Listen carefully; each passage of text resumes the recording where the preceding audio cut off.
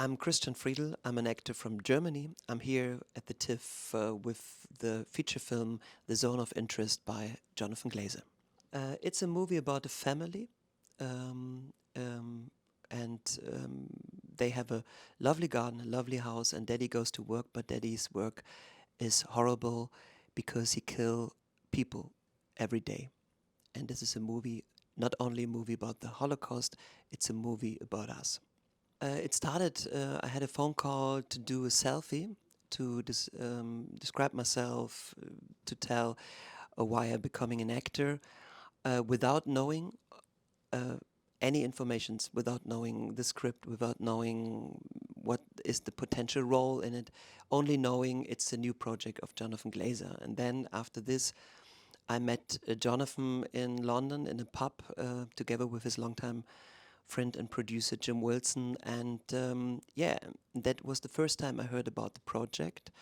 And John shared with me his thoughts, his vision, shares photos, his investigation he had, and he said to me, "This could be the potential role in the movie." And from the first moment, it was for for me it was clear I want to be a part of this movie. Yeah, because I don't know the background story about the Hess family. I don't know that they live so close next to the camp. That was really new for me, and I had a feeling this is important to share, or yeah, to have another perspective on this important yeah, thing in history. We Germans love to play Nazis. No, I'm just kidding. Um, for me, it was a journey. I think it was a journey starting with the White Ribbon. I think the White Ribbon from Michael Haneke, there's a connection to the zone of interest because the kids we see in the White Ribbon could be the future perpetrators of the Second World War. And then I portrayed a Jewish character in the feature film Closed Season, fleet the Nazis, and then after that I played a resistance fighter, Georg Elser, who tried to assassinate Hitler in the late 30s.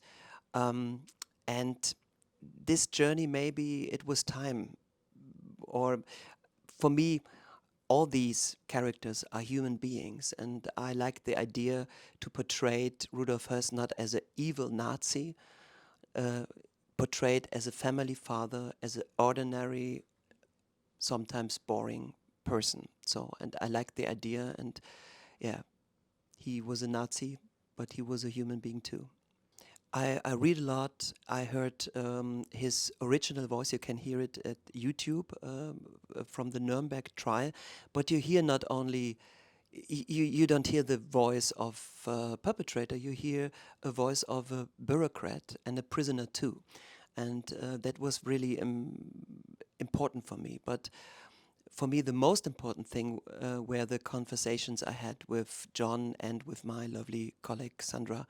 We had a lot of conversations and we had a lot of time to prepare for preparation because we had to postpone the project because of the COVID situation. And yeah, and I think this was the key for me to dive into the darkness of this character.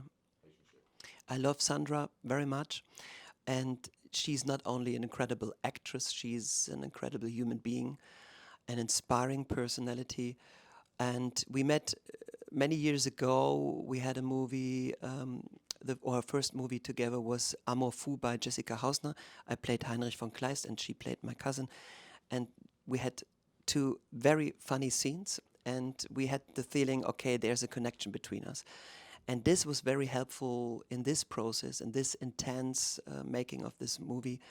It was really intense, sometimes difficult, and we had together. We trust each other, and yeah, and I think this was important that we are becoming friends, and that was really helpful for this whole process.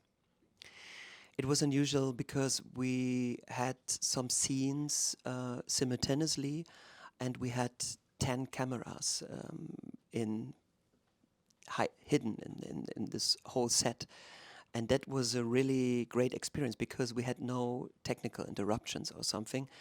And it was a luxury situation because we had so much time for improvising or to find ourselves in the house, to find the situations.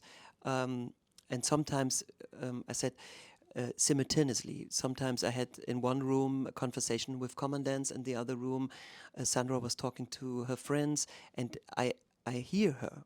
I feel it's there, and that was a really, really great experience. Or sometimes, for example, we had a garden party, and the kids were allowed to eat cookies, drink lemonade, have swimming fun in the swimming pool with all the stuff, and only Sandra and me, we we were in a kind of loop.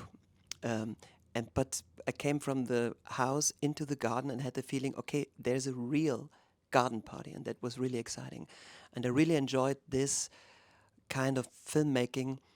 And I think it's important for the movie. We observe the family. We're looking through a window to this family. And I think this is really important. And it was a great system to do this in this way.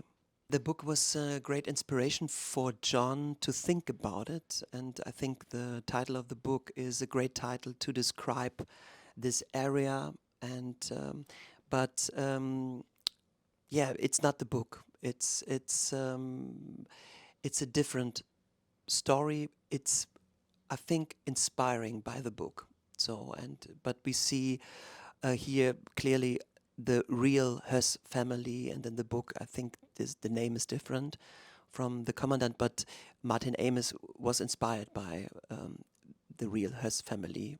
One story of, I think, is three stories in the book, but it's not the book. Yeah, and that's important to know. It's only the title of the book, and I was not allowed to read the book.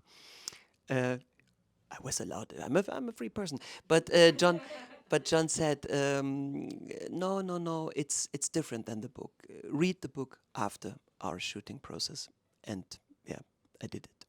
I hope many people were watching this movie, and this prize in Cannes was a great start for this journey. And it's important that people recognize this movie exists. And if you watch the movie, I hope that the people see themselves in the characters, ordinary people, normal people. And don't forget, normal people did this to normal people, and not evil persons. We want to see an evil person. We want to see Rudolf Hess as a perpetrator, but we see a family father. We see a man who likes animals, who's interested in nature and birds and something. And I think to see and to recognize that's inside us, and the decisions we made defines us. I think this is the main message of the movie, and I hope that people will recognize that and talk about that.